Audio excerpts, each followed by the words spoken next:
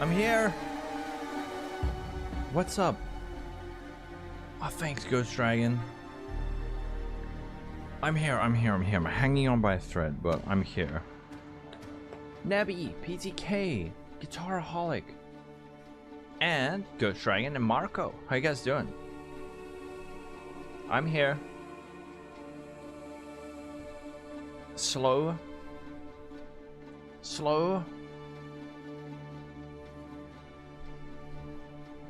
Man Moose, how you doing?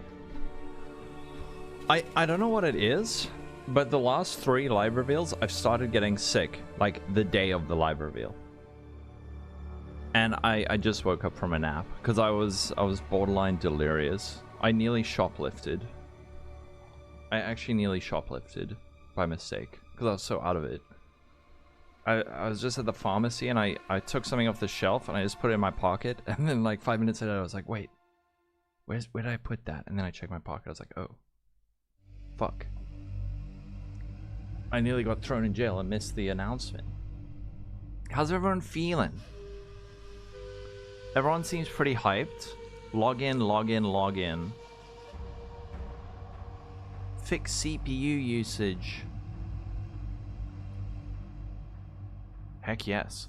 But what I want to do before we get started, while we're waiting, is...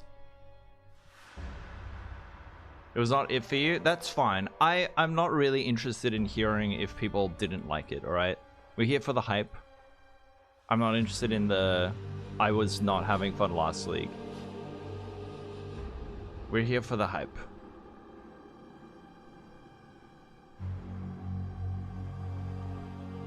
Lore in the PoE 2 channel, you're just waiting for the final confirmation. We love bingo. So we got a bingo and we got a wish list. 2 RTs and 7% attack speed replicas. That's like mirrors. Should we do the problem is that there's been so many spoilers this league. Wait, why are you buffering? There's been so many spoilers this league that it's like it's hard to do a prediction.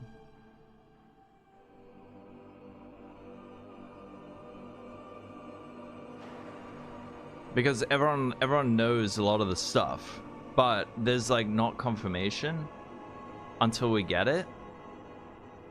But we could do a wish list. Should we work on a wish list? Trading?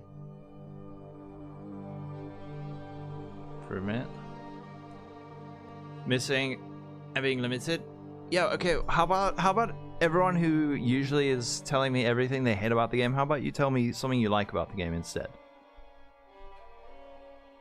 Yeah, there were so many leaks, and like every content creator was covering it. So I eventually, like last night, gave in and I looked at some of them and it looks really, really good. It looks really, really good. You like that there's an update, that's good. Yeah, trading improvements. I mean, the big one would be crafting bench, scour,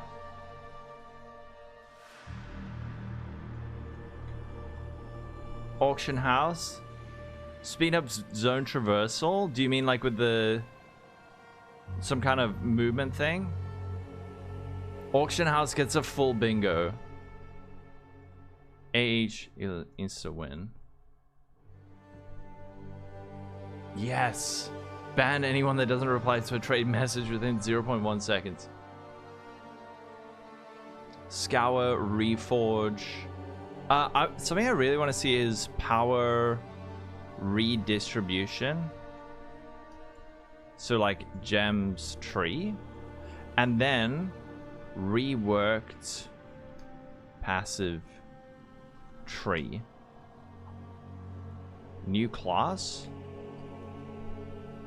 At least we haven't been spoiled on the league mechanic. You're right. What else are we hoping for? Oh yeah, like improved, let's just say improved movement speed. Instead of sped up zone traversal. I think that's what you meant, Ghost. Improved movement speed. Defense buffs. Defense buffs. Life buffs. But not druid. Oh, poor try.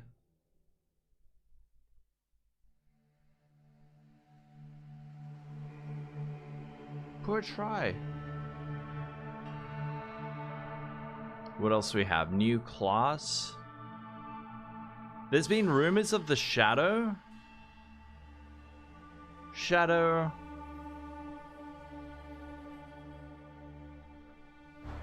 A pony, please. But you didn't think we'll get all of it eventually? 22,000 people. They're ramping. They're ramping up. What else? Improved movement speed, defense, life. Man, everyone's live. Miso. Haug. Even Haug.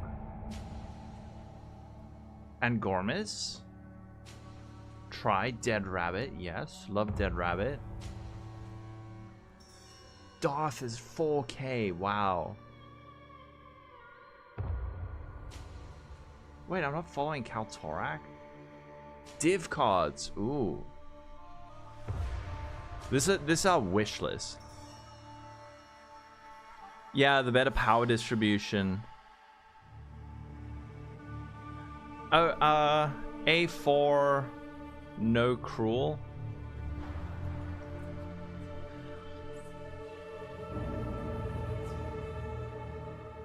How you doing, Side Demon? Long time, man. More endgame control. Yeah. Actually, that's another one. Like, endgame improvements. Endgame improvements.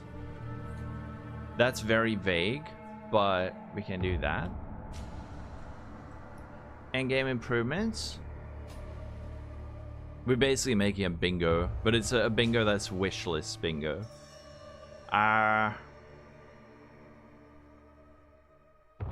Super busy. Nice. Oh yeah, PoE 1 was super good, man. PoE 1 was super good. What do we have? A4 no cruel.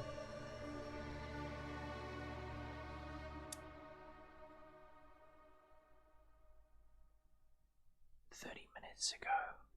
Yes. Fog of War, huh? I wonder if they would like expanded Fog of War. Most people seem like log in.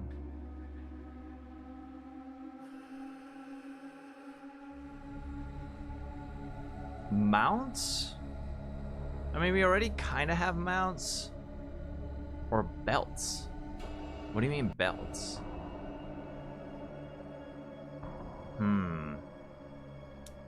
Defense buffs.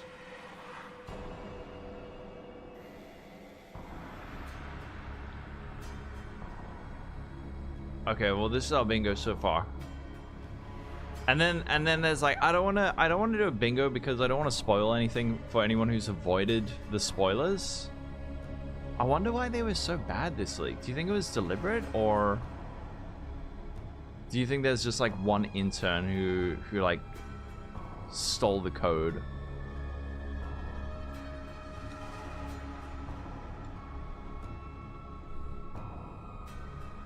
There was probably just one dude who like went in, data mined it, and leaked it. Endgame improvements. Oh, sorry.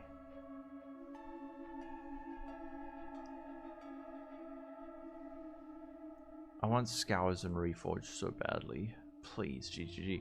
Can we just say, like, crafting finally makes sense? As vague as it is. Because this is the one thing that turns me into, like, a Redditor. The crafting is just, like, really bad. Wait, PoE 1 got an identify all? Did it really? What?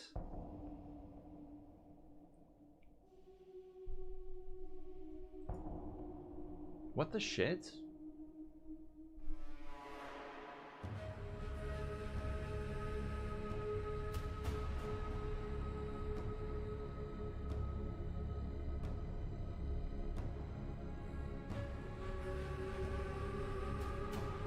Is this a troll?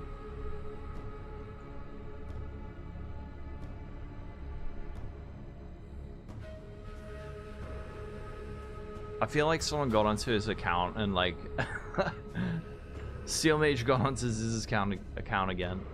It's not troll.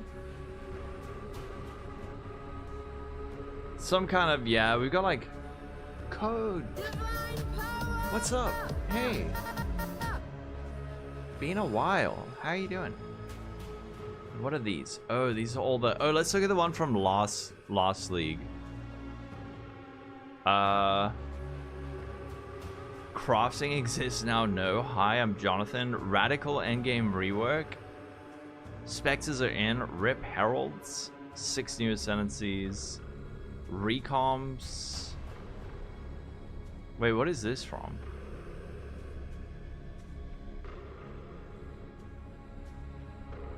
Zen Setter.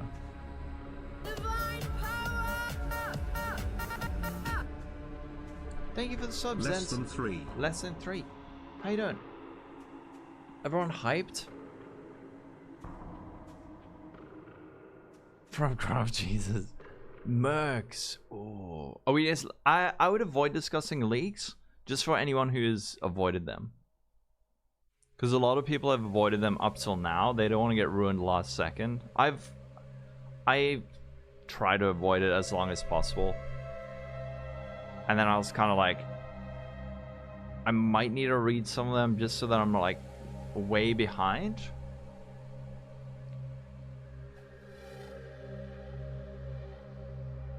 You got the source for identify all. Log in, 26,000 people. Who's going to be playing LE? I don't know if I'm going to have time for LE, man. Can you please add Fury skins, please? Wait, does it mean furry skins? John B, are you okay, dude? This guy wants a druid really badly, but for all the wrong reasons.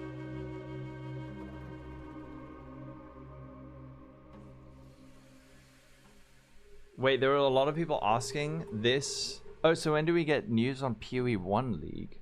There were a lot of people asking this when Merc League announcement was live. What? Oh, right. Charm socket needs to be buffed. Yeah, maybe some kind of like charm rework.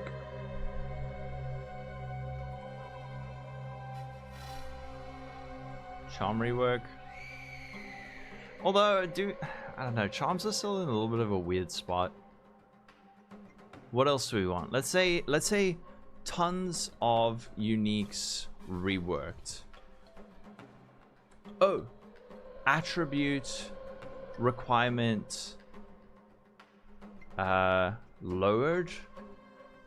Gale. Yeah, we're doing a wish list instead of a bingo because of all the spoilers. Oh, Takesis. Thank you for the prime sub. Thank you. Welcome in. I'm gonna have to turn off channel points once the announcement starts. Oh, wait, you know what I really hope they do? I hope they do the 2 subs for an MTX. 2 subs for MTX. That's like the PoE streamer payday. Reworks of the least played ascendancies, yeah.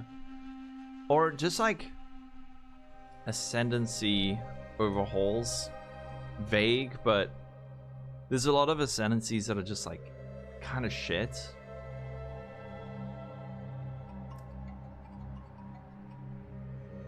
Div cards. Act 4 no cruel. Fix armor. I guess we got that under defense buffs.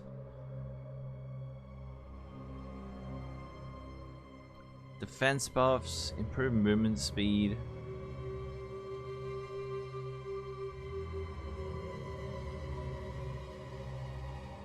Wait, my ultimate one. Everyone is finally happy.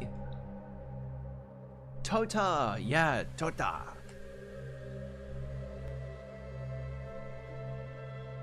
Yeah, Tota's a good one. That'd be a fun one.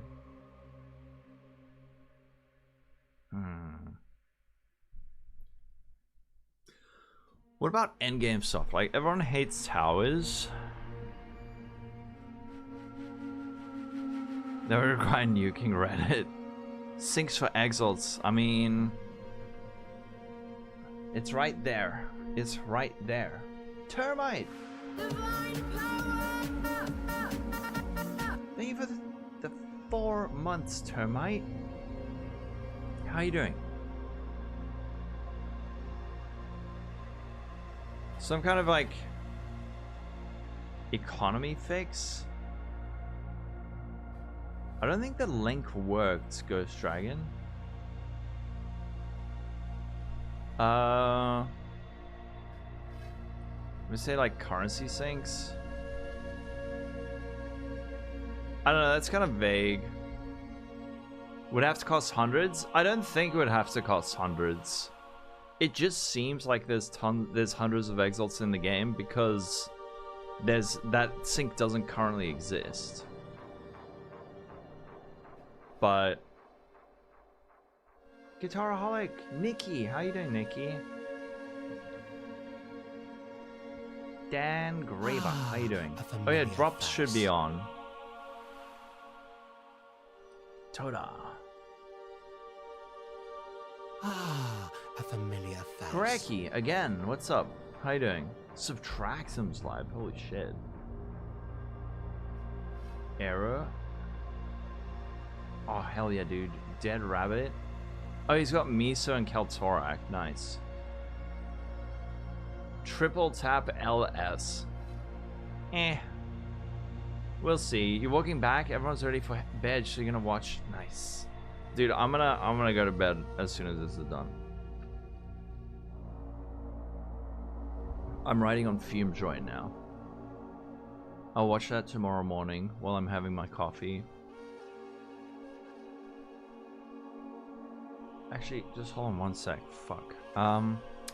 Everyone make sure you got yourself a drink so you don't get thirsty through the stream. Good idea. Actually. Can I go make tea? I'm gonna go make tea quickly. I feel like my voice is dying. Let's go make tea, get a drink, stand up, and then we sit down and ride this out. You've been up since 2 AM on one. I don't know how... Dude, I slept so badly last night. I felt like I was on acid or something. It was horrendous. And then I had a nap now at like 7 PM. Just so that I could make it through this stream. What's the PoE? They're announcing the new PoE 2 League. They're announcing the new PoE 2 League. Alright, I'll be right back. Let's all make coffee. See you in a sec.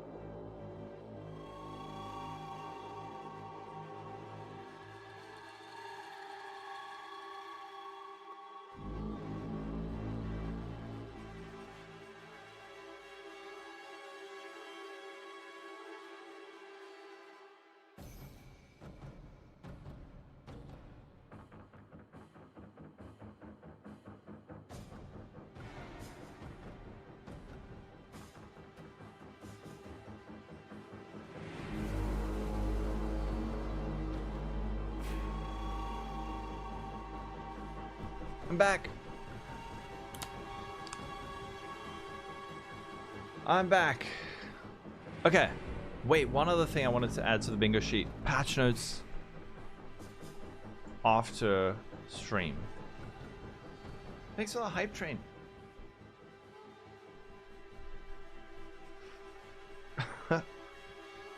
Dude, I can't get sick now. My partner has been so sick for like the last week. And like coughing like crazy. So much that I've been sleeping in the spare room the last week. To try and avoid it. And now I should have just been like, fuck it, I'm gonna get sick like last week. So that I'll be over it by now. But I'll push through. Immune system's pretty good.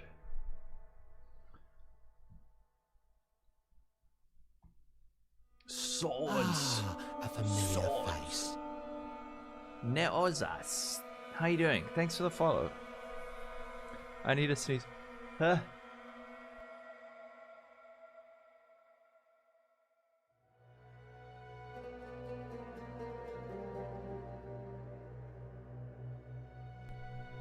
I'm back from my sneeze. Sorry, dudes. It's without fail. Last announcement, I was speaking to a Guitaraholic and I was like, dude, I think I'm getting sick. And he said, you know that you got sick for the last announcement stream? And I was like, what? And then we scrolled back and I checked and I was like, yeah. And it's now 3 announcements in a row. Luckily, it's not like, I'm not like sick, but it's always just like the start of a cold. I wonder if it's got something to do with stress. It's like the league starts stress. My body is like, I know what's coming. We're gonna have to, there's a lot of work. And then my body's like, no, you must lie down. You must lie down and be diseased. And your voice must hurt during the week you need to record the most videos. I'm allergic to fun. Zen Setter. Choo choo. I'm so excited. I really can't wait. No, Noodle. No, Noodle is just starting. It's just starting. Wait, where's my friend Matt? I need to tell Matt.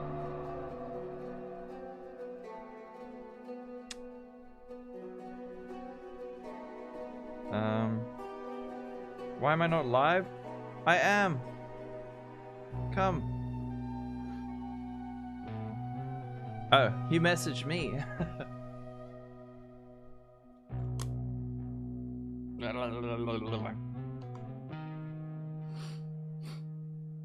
Okay, wait. This is goodness.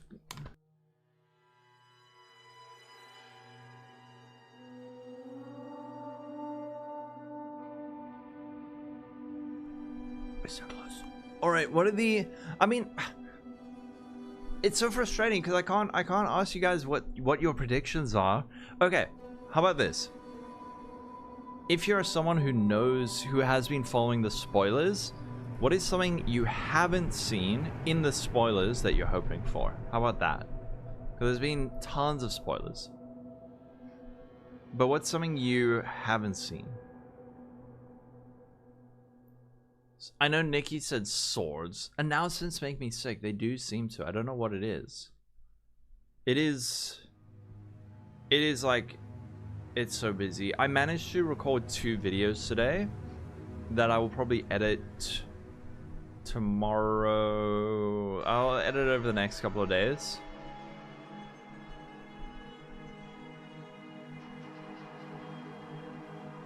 Duck Barzo, how you doing?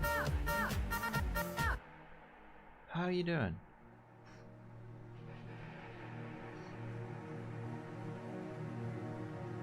Thanks for the sub.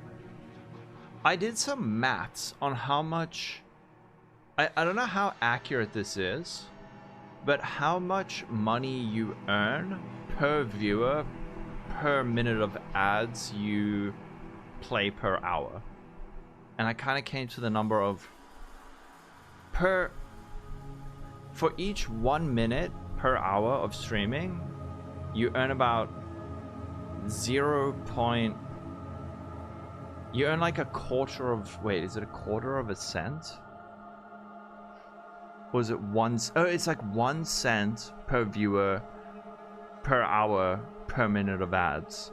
So I was just wondering about that, because let's say you're someone who consistently streams to like 10,000 people and you play 4 minutes of ads. So you're getting like 1 cent per viewer per hour. So that'd be $100 an hour. And you stream for 10 hours a day, bringing $1,000 per ads. Times 20, let's say you stream, I don't know, 8 hours a day. So you're making $800 a day, and you're streaming 20 days a week. $16,000, and in South African rands, that's like R250,000 a month. Drops, I do.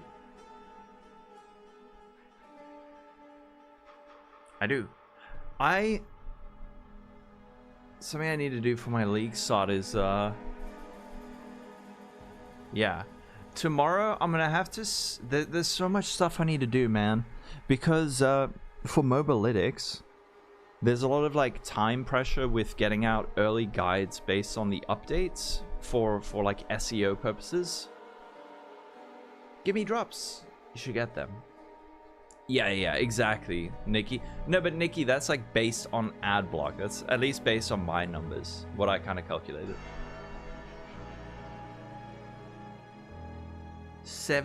Wait, you have 70 centimeter hair? Doesn't it tickle your bum? And give you headaches? $30K from one stream on Kick. It's crazy, man. That's so much money.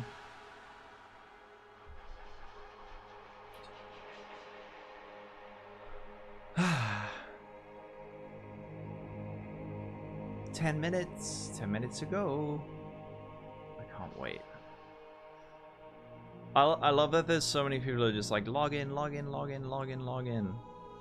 then you get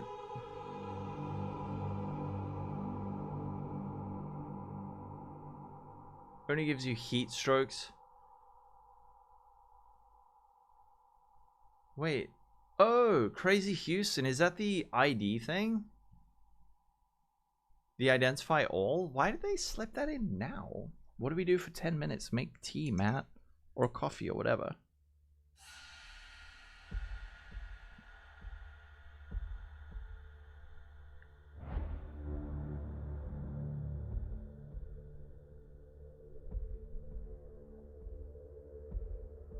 Oh, dude, I feel so left out. I should have knocked on these guys' door to come hang with them, but I don't want to infringe. Because they're doing their own podcasts afterwards. So, for anyone who wants to, like, stay in hype mode, after the announcement, there will be the Ziggy D thing. And then after that, Dead Rabbit, Miso, and Kaltorak are doing a podcast instantly afterwards. Or something. It's about 45 minutes, Gale. And then there'll probably be, like, between 2 and 6 hours of the post-reveal interview. I don't know, the last one went so long. Yeah, PoE 2 0.3.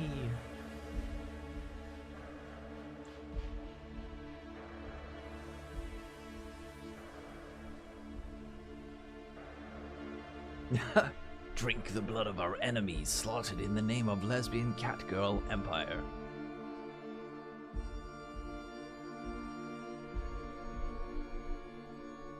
I'm really happy. I was so worried that a lot of the comments were gonna be on the right here. We're gonna be like, "Po too bad, Po too bad." But it's all just like login. I'll hit them with a login. Just me playing. What's up? How you doing? Wait.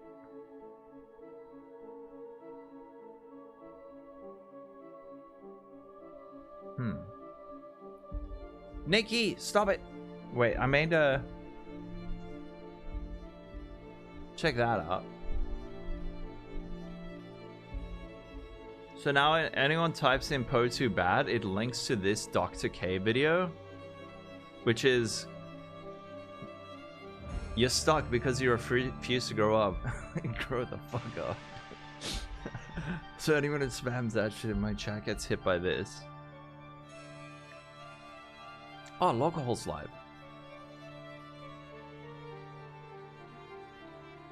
50,000. Oh no, wait, where the frick? A whole lot of people just left. Guys, where are you going? Wait, the glorporation is transmitting drops? Type glorp to begin receiving information. Glorp. Ah, a familiar face. Boomers and white knights. Doomers? Floss. How you doing? Oh, 5 stream streak. Heck yes. Only 8 more cycles until point 1. Hopefully not that many. Everyone panic. Who the hell is Prime sub? Guys, don't Prime sub to the fucking Path of Exile channel. What are you doing? Prime sub to me instead. They got enough money.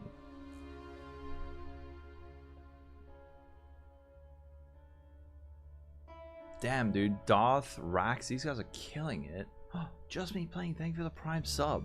Heck yes, it worked. 7th store. Wait, did it slip out on camera again, Lungcat? Thanks, just me. Corporate to corporate transfer. Yeah, exactly. It's an insider trading.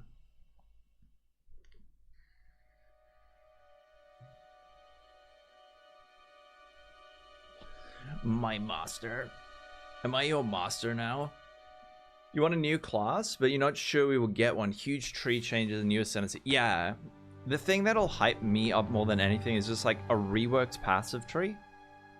And oh yeah, by the way, no spoilers for anyone who hasn't been following the spoilers, but like reworked passive tree, more power on supports and skill gems.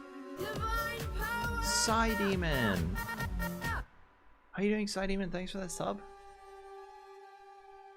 Master if you want. No. Don't worry. I don't give off master energy. If anything, quite the opposite. So many new old faces. Apprentice energy. Yeah, let's go with that.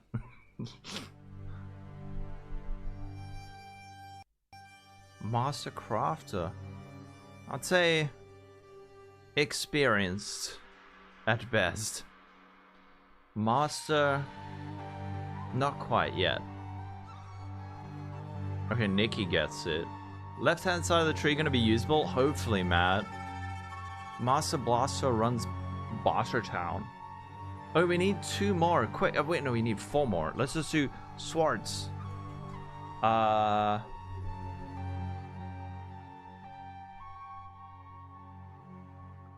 You are the guy in the movies who's all the time the smartass in the background. Yeah, can follow along detailed instructions craft. Exactly. Daggers. Okay, let's just throw it in. Flails. Oh, sorry. Flails.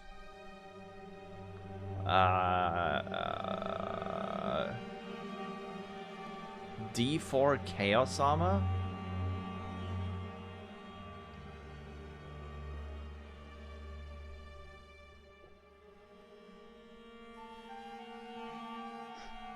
What else? What else? What else? New currency. Should we just add new currency? Romance. Romance equal instant win. Aturnus, how you doing? What do I think will happen? I think it's gonna be freaking awesome. I think, okay, my prediction. I know a lot of people they like doing the thing where they expect nothing and you'll never be disappointed. I'm the expect everything and be excited anyway. I think they're gonna blow it out of the water and everyone's gonna be like, holy shit, oh my god, they finally did it, it's so cool. I think they're gonna blow it out of the water with this. Bungie, or Bungie, thank you for the sub. How you doing? Makoikas.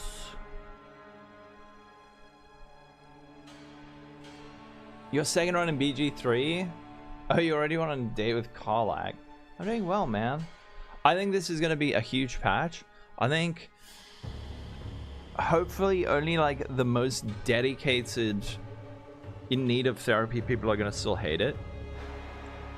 Okay, I shouldn't say that. That's rude. Even Mr. Llama is watching? Oh, yeah. Holy shit, everyone's live.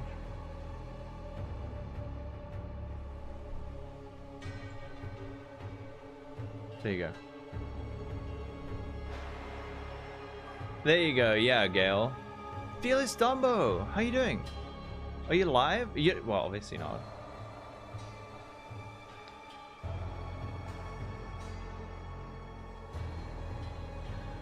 Are you hyped as heck? Not live? Okay, nice.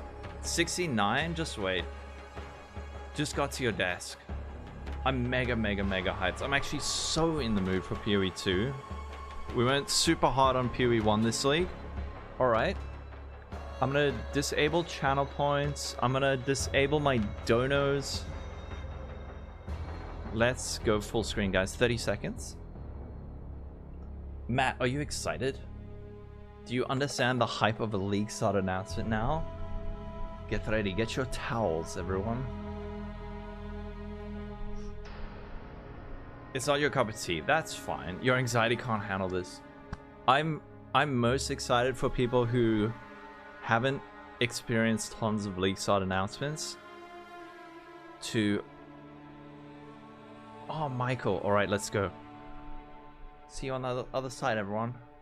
Get hyped. Here we go. 3, 2, 1. Hi, I'm Jonathan Rogers from Grinding Gear Games, and welcome to GGG Live. Hell yes. Today we're going to show you an exclusive reveal of what's coming next for Path of Exile 2. Twitch drops are enabled on today's live stream, so you'll be able to claim your Sun Priest's Incineration rare finisher effect by following the instructions below. Now with that out of the way, let's get started. It's time to give you a teaser of what's coming in Path of Exile 2, the Third Edict. All right, let's see what we got.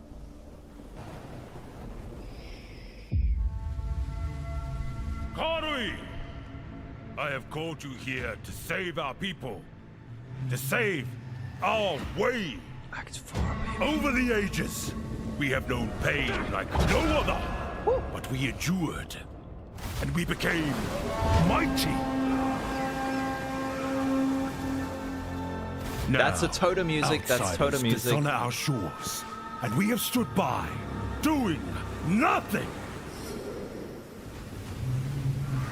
Hear my voice, ancestors. Show us your strength. It's Toda. Show us the true way. I understand.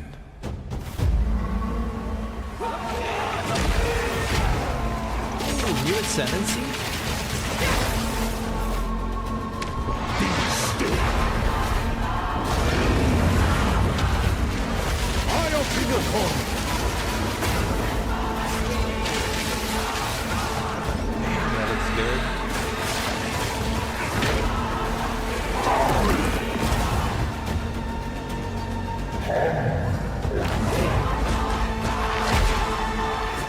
Dude, Act 4. The true Lakura Makoi will rise. Yes! 3 interlude acts.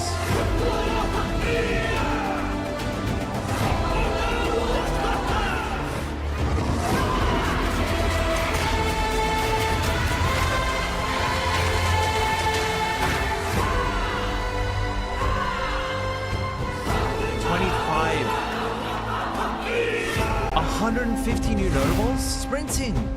Oh, trade! Holy fuck. And introducing?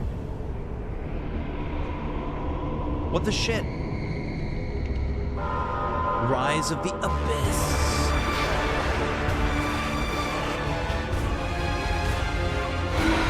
Bro.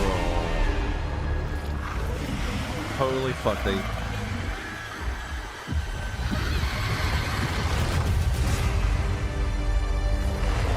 No druid. Damn it, fuck them. No druid. Dude, insane. That is a lot of. I will say the leaks were very accurate. Now, as you can see, there's a lot going on, and we have a lot to reveal today. Yeah, you do. We'll start by going over Act 4, the next chapter in the Path of Exile 2 storyline. But that's not all. There's also 3 new interlude acts to get you to Endgame, which means we're removing Cruel difficulty too. After that, we'll be going through the massive changes to characters. I'm super excited to show you how I've overhauled the entire support gem system, added new skills, and yes, there are buffs. Dude, next, we'll go over the rise of the Abyssal, new crafting this season's system. exclusive league mechanic, and talk about the new rewards, crafting systems, areas, and bosses that it adds. After that, it's on to changes we're making to the endgame. Oh, dude, I'm so. Then it's time to talk about items, crafting, and oh yeah, trade. That's going to be a big one. Asynchronous. Oh, We'll then go over our new supporter packs They're doing and finish fucking up with a auction live house. Q&A session where Ziggy D will ask Path of Exile 2's game directors, myself and Mark, your questions from Twitch chat. Bro. And after that, at 4 p.m. Pacific, patch notes. They're not quite complete, but they should give you some nice details to chew on. And patch notes. Okay, holy shit. Dude, they actually adding a We've got a auction lot to house. cover today, but first, another announcement. Oh, what When is the it? Third Edict launches on the 29th, we'll be having a free weekend for Path of Exile 2. Nice. That's right, Path of Exile 2 will be free for the first time without requiring an early access key. The free weekend will end on September the 1st, That's so so you'll have cool. plenty of time to give the game a try. All right, let's get started with Act 4. All right, let's see it. The story continues from the end of Act 3.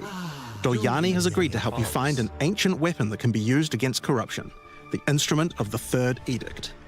The weapon was broken in ages past, but he believes that the pieces may be found in the Karui archipelago, the home of the Karui tribes.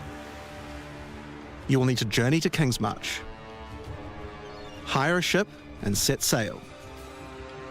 When you open the map, you can choose to sail anywhere you like. Act 4 is completely non-linear, and you can visit the islands in any order you choose.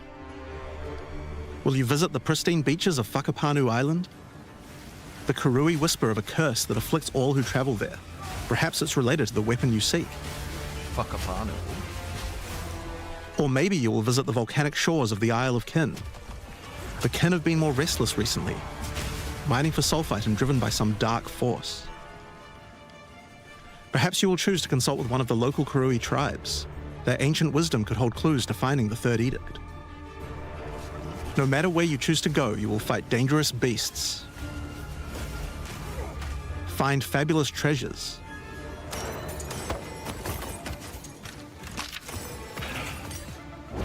and battle incredible bosses. A challenger! Come, That's like Monkey King, your dude. soul! There are 8 islands to discover, each teeming with its own flora and fauna. Okay. Act 4 contains over 100 new monster types, 16 new areas, 12 new bosses, and plenty of other interesting encounters.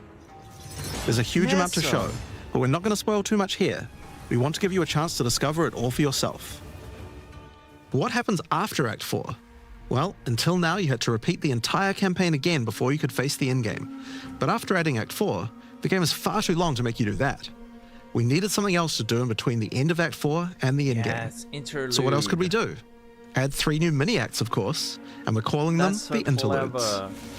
The interludes are a set of 3 temporary side stories that will be included in the game until Act 5 is released, that will take you to level 65 where the endgame can begin. That's so clever. The first interlude sends you on a journey back to Ogham. Renly has been leading the efforts to rebuild Ogham Village after the defeat of Count Geonor, but there's a new danger afoot. The nearby town of Holton is surrounded by an impenetrable darkness, and each night their corrupted townfolk emerge to raid the local farmlands.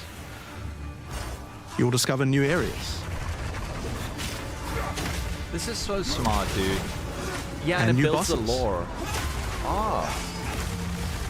You'll need to find your way through the darkness, Oh, and it's introducing uncover the source of endgame stuff? corruption, Soon you will serve our master. and defeat it. Yes, I shall dance with that cool. Uh-oh, she's about to... Oh. And that's just the first interlude. Dude. The second interlude will cool. have you return to the Vasteri Desert, where Asala has been given a sacred duty. When the skies align, the gifting of water requires a chosen Sekima to meet with the Selkari, guardians of the sacred water, but they're nowhere to be found. You will need to track down the Selkari, Find those responsible for disrupting the gifting. Fight even more new bosses. More new bosses. Discover the secrets of the ancient ritual. Yeah, you missed. Discover new locations. And ultimately help Asala carry out her sacred duty. Now for Interlude 3. Okay. As Royal Thaumaturge of the Vaal, Doryani had plans within plans to save his people from the cataclysm perpetuated by Atzeri's lust for power. One such plan involved sealing a group of willing Vaal deep in a great mountain vault near the home of the Asmeri, deep enough to survive the cataclysm. Even though thousands of years have passed, he believes that their descendants may still live, and may be key to defeating the beast. The journey up the mountain will be dangerous. New foes stand in your way, Damn, this looks more fun than the Endgame. and the further up the mountain you venture, the colder it will become. Oh, ice level. Explore caves of ice, and enter the vault itself. Who can say what you will find within? Yeah. The interludes are 6 to 7 areas each, and generally include 4 boss fights as well. When you put that together with Act 4, that adds up to 35 new areas in the campaign, and 24 new bosses. Awesome. Awesome. So It's worth good. making clear that the interludes are temporary. When Act 5 and 6 are added, the interludes will be going away. Aww. These are side stories after all. But don't worry, the bosses and areas that make up the interlude are all part of the endgame. Oh, We're not I just see. going to throw them away. And with that, we don't need cruel difficulty anymore. Yay. We do know that it was a pretty big chore to have to play through the campaign multiple times on each character, and this was a huge reason that the campaign could feel like a bit of a slog when playing through again. But we do also have another new feature to address that particular concern as well. So let's talk about sprinting. In 030, when you hold down the dodge roll button, your character will go into a sprint after they finish the roll. This is available on all character classes, and there's no limitation on how long you can sprint for. Dude. The primary purpose of this feature is to make navigating areas faster when out of combat. Because of that, if you do take a hit while sprinting, you'll fall to the ground. The best idea is to use a skill when you see monsters. That'll break you out of the sprint so you can engage with no danger. If you do need to run away from monsters, just hold spacebar. You won't be vulnerable during the roll, and you're faster while sprinting than basically any monster in the game, allowing you to retreat from combat. Okay. Super Sprint cool. is a pretty significant change to PoE 2's gameplay. What I like most about it is that we can accelerate the pace of the game for those who want that, without having to compromise on PoE 2's more visceral combat systems. Okay, so that's the new extensions to the campaign, but there's a whole giant league to Endgame. play through as well. I'll leave that to Mark to talk about later. And that's because what I want to talk about now is the new stuff for your characters. Yes. And probably one of the biggest new systems here is with the support gems. Supports. Okay, yeah. Now, support gems are one of the most interesting elements to creating a build. They're what enables so many interesting mechanics and different ways to play.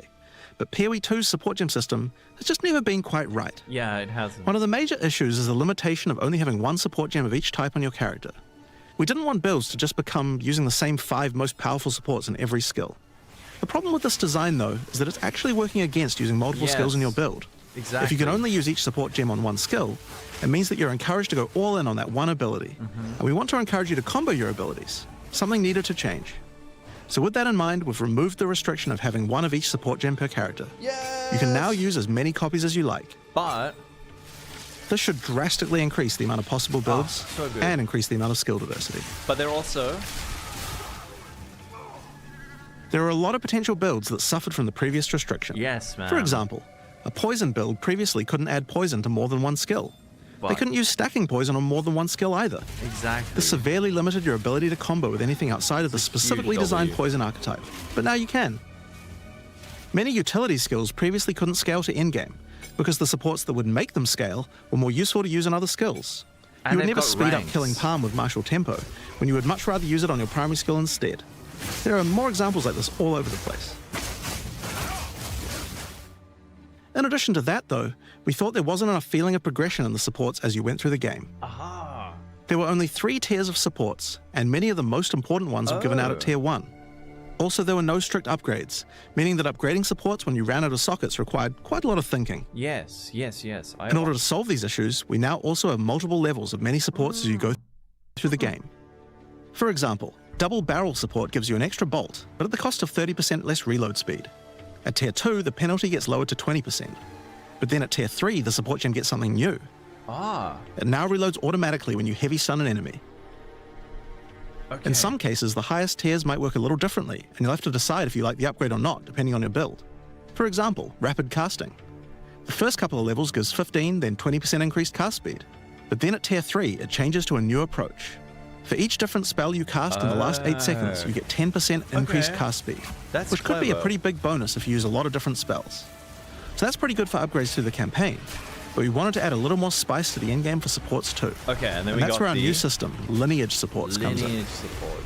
You can think of these like unique items, but for supports. There are supports that are only available at endgame, but they're much more powerful. Like Ratha's Assault.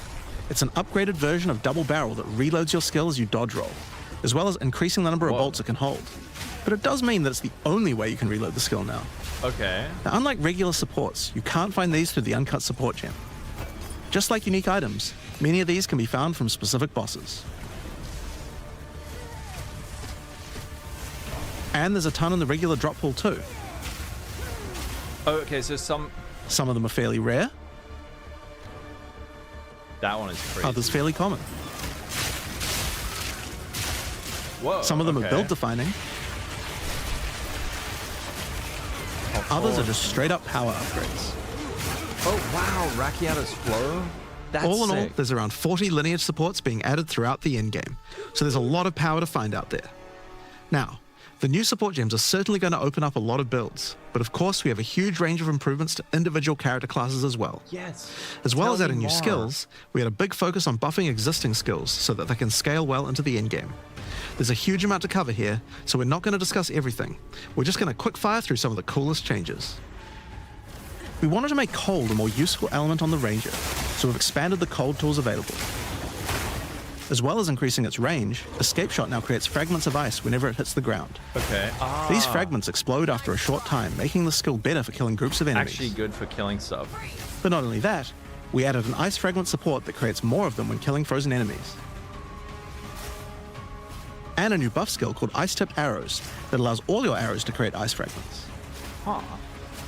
This already gives clear to rangers wanting to use ice, but to take further advantage of the ice fragments, Freezing Salvo has been upgraded to shoot additional cold arrows towards every fragment, giving you a nuke-like ability. We've also modified Snipe to consume frozen from enemies, dealing a huge amount more damage, giving you a nice ice single target option. Okay. And something you might notice about this is that the bonus is a lot higher against bosses. This is actually a change you'll see throughout the entire game. Since it's a lot harder to freeze a boss, you should get a bigger reward for it. Another theme you'll see throughout the game is making movement feel better. Okay. Toxic Growth is a skill that was pretty cool, but a bit annoying to use with the jump that it had. Now Toxic Growth is a rain skill, so you can spam it more easily. And we've also added a new poison skill while we were at it, called Toxic Domain. It creates a small area around you that makes all your attacks create toxic growth pustules, but attached to monsters.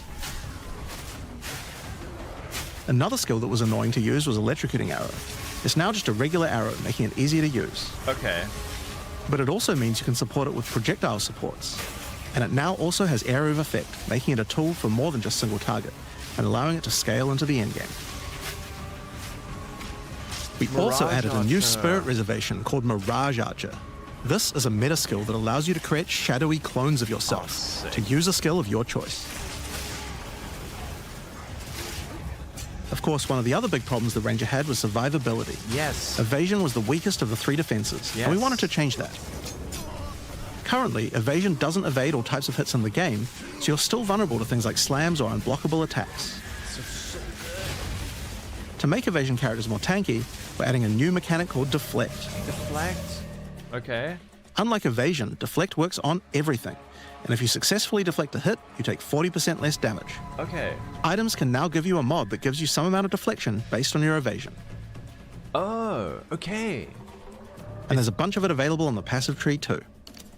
Deflection is rolled in addition to evasion, so this is an upgrade for regular hits too. And unlike evasion, there's no maximum chance. You can reach 100% deflect against all hits if you spec into it enough. Of course, this is a buff that helps all Dex characters, so the Mercenary and the Monk, but especially the Huntress, are seeing big defense boosts from this as well. Okay, we need that mitigation layer. Speaking of defensive mechanics, let's talk about block and parry. Okay. Now, one of the big concerns on the release of the Huntress was parry feeling unreliable. One of the big reasons for this is there's a lot of hits that are not blockable, and thus not parryable either. So a huge balance change we're making is that now everything is blockable, except for specifically unblockable red flash skills that bosses use. This makes parry much more reliable. And not only that, but to make block and parry nicer to use, you now also move faster than before while using these abilities. This is a massive buff to passive block as well. So to counter that, we did have to lower the max passive block a bit, but overall you should feel much safer. Okay. Fire skills on the warrior were not really cutting the mustard, so we decided we needed to upgrade a bunch of them, but also add some more as well. Let's start with a buff. Volcanic fish are now branches into multiple fishes, giving it much more clearing potential. We've also added a new skill called Forge Hammer. This skill throws a molten hammer that does a slam at a distance. You can recall the hammer back by using the skill again if you like, but the cooler thing to do is to use a war cry near it. Using a war cry makes the hammer explode, making a bunch of volcanic fishes around. Volcanic fishes re-trigger when you slam them, so it's a great skill to make a flaming arena to fight a boss. Dude. We also buffed Perfect Strike to have a much larger area of effect, and changed Molten Blast to not always force you to move forward. Trust me, it feels a lot better to use now. The skill now has massively boosted chance to ignite monsters as well. That looks so good. And you're going to want to ignite monsters due to a new glory skill called Ancestral Cry. Glory? Ancestral Cry charges up with glory by igniting monsters, invoking King Kaum's favor. After you do, use it to channel Kaum's ancestral power. Every attack will be ancestrally boosted with fire. Your very steps will explode, triggering volcanic fishes, and molten balls will erupt from your attacks. I want to play that. Warrior shield skills were another area we wanted to improve. Oh, yes. Now that we've got Sprint, we actually don't need to have a cooldown on shield charge anymore. It now also does more damage the further away you are when you use it. Shield Wall got significantly upgraded AoE. Also, you can shield charge right through it to trigger all the walls. We also added a new shield war cry. Fortifying Cry gives you a defensive buff, but it also builds up charge on your shield that empowers your other shield skills. And Magma Barrier now doesn't require timing in order to use. Just wait for your shield to charge up and block. Seismic Cry now stuns enemies that are primed for stun. And we changed the Sunder interaction with Armor Break. It now also gives a Sundered Armor debuff that makes enemies take 40% extra physical damage. Up there. Great for bosses. Ancestral Warrior Totem has undergone some pretty significant changes too. We wanted the skill to feel more like using an ultimate. That summoning an ancestor to fight for you was a big deal. So we've changed this totem to require 3 endurance charges to summon, and massively buffed its damage. It also now scales your weapon damage too. Since there's no limit anymore, if you build around generating endurance charges, you can summon an entire forest of totems. Oh, nice. Okay. In order to make that easier, No we added some limit? new sources of endurance charges. There's now a support to make Perfect Strike generate charges, and a support for generating endurance charges from heavy stuns as well. Thanks for the sub, Mojo. Speaking of totems, we wanted to upgrade the Warbringer. Among the other changes we've made to this class, Answered Call now gives an extra totem, and the spirits have just been generally buffed in many ways. Use it with your limitless ancestral warrior forest to make an army of Karui that would make Tukahama proud. We've also merged the Great Wolf Howl and Warcaller's Bellow support, so that you can get all the benefits with 1 point. Oh, okay, they merged And them. Encased in Jade no longer removes the Jade when getting hit, making it a much better defense. Oh. Next up, let's talk about accuracy. Accuracy was always intended to be something that warriors didn't need to care about very much so long as they're in close combat. But unfortunately, that's not currently the case. This was particularly annoying with skills like Bone Shatter, which you certainly don't want to mess with. So we significantly buffed your chance to hit at close ranges when you don't have much accuracy. Warriors shouldn't require any accuracy investment in order to hit with close range attacks Wow. now. None at all. Okay. We also wanted to improve armor. And one of the major weaknesses of armor is the inability to defend against elemental damage. Ooh. In order to mitigate this, we're adding a lot more of the stat that allows your armor to defend against elemental damage. Holy It's shit. now available on items and in a lot more places on the passive tree. Dude, that is so strong. What? Is it One of the most important improvements we've made in reduction, 030 is to declunk the action and flow of shooting crossbows. You can now reload crossbows without any movement penalty. Oh. But not only that, all skills that can be used while moving now slow you for a shorter amount of time. This change benefits everyone, not just crossbow skills. With both of these changes put together, the run and gun playstyle feels much better. It's hard to explain how important this change is for the feel of the class. Okay. The Mercenary is also a good chance to talk about how we're rebalancing to make comboing skills much better. Okay. Take Shock, for example. It buffs damage and lasts 4 seconds right now, but that isn't really giving you enough time to take advantage of it. Yes. If you're going to add a lightning skill into a build that otherwise wouldn't use one, we need to make mechanics like this much better. So we've increased shock duration on monsters to last 8 seconds, Nice. All right. Shock. and skills like Plasma Blast, which are intended to be good at shocking enemies, now increase the damage bonus by a lot more. You'll find changes like this all around the game. Chill now lasts 8 seconds, giving you more of a reason to weave in cold damage. Freezing skills are better at freezing. Burning skills need to cause burns that last longer. But making skills like Permafrost Bolts and Incendiary Shot double down on how they're supposed to be used, it makes using them in your build alongside other skills much more likely. We're also making sure to buff specific combos too. The freeze explosions from frag rounds now chain to nearby enemies. And using high velocity rounds with armor break will now fragment the opponent's armor. This causes monsters to take a portion of high velocity rounds damage with every subsequent hit, even tiny pellets. Dude, I'm so hyped for this. So that means following it with a shotgun blast is way more effective. Now there's a lot more buffs to crossbow skills, but for now I'm just going to talk about the new one we added, the Mortar Cannon. This one lets you socket any grenade skill, and using it will summon a cannon which loads and then fires the grenade you choose.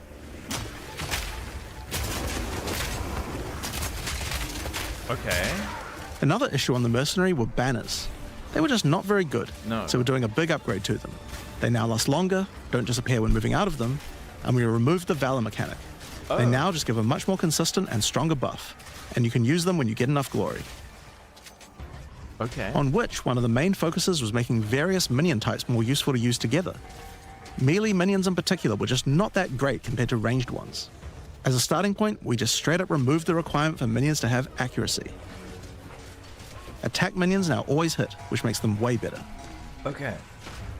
Huge. Brutes got some good numeric buffs, but we also added a new command skill where they do a war cry that intimidates enemies and detonates any frozen monsters and allies around you in a big cold explosion. Gazzy eating good, man. We've also changed the Frost Mage's command skill to an ability that adds ice armor to your other minions, adding a layer of defense. And it makes them deal cold damage back to the attacker as well. The ice armor also makes the minion count as frozen, so the Brute's Warcry can detonate them too. Unearth was changed to work on corpses of your dead skeletons, allowing you to summon the minions more easily in boss fights. And they also got a new jump ability, allowing them to get into combat faster. Ray's Spectre was also feeling pretty weak for the spirit cost they have. Okay. To be honest, we were a little afraid of these when we first balanced them. We've both decreased the spirit cost for a large range of monsters, and have significantly increased Spectre damage too. Okay. They should feel a lot more impactful. Yeah, it feels like There's also a lot of new different game, spellcaster man. weapons with newer cult skills. But I'll just talk about one of them that I thought was particularly cool. The Reaping Staff is actually a wicked scythe that gives you a new ability called Reap. When an enemy is low in life, you can dash forward and rake enemies with the scythe to cull them instantly, healing you. It can also inflict critical weakness on enemies too. Now, there's a lot of balance changes in the Witcher's Ascendancy classes, but I'll just talk about 2 of them for now.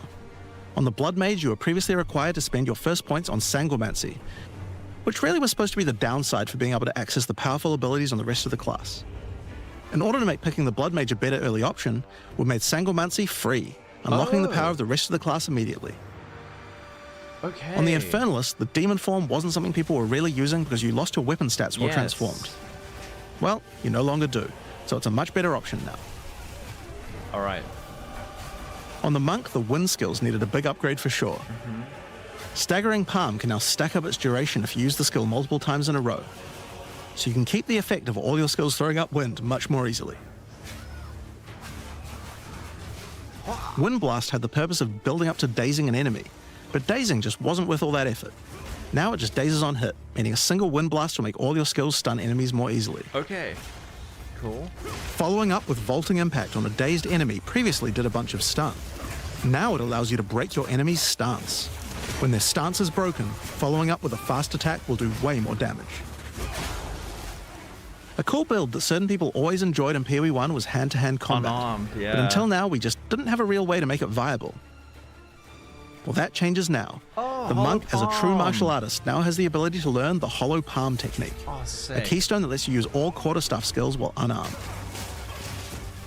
All quarterstaff attacks now have a special unarmed version, and you get further bonuses to all your attacks from stacking energy shield and evasion on your character. Dude. Hell yeah, that's so cool. A new keystone we also added to the monk section of the tree is Walker of the Wilds. This changes mana leech to work with elemental damage instead of physical, which is pretty useful for all those elemental attacks the monk has, but it works well for the ranger too. Fashion stacking. Now, one of the least used ascendancy classes in the game is the Acolyte of Triula, so we knew we needed to make some changes here. One of the key things we had to do was make the chaos damage that the Acolyte can do much more useful. Yes.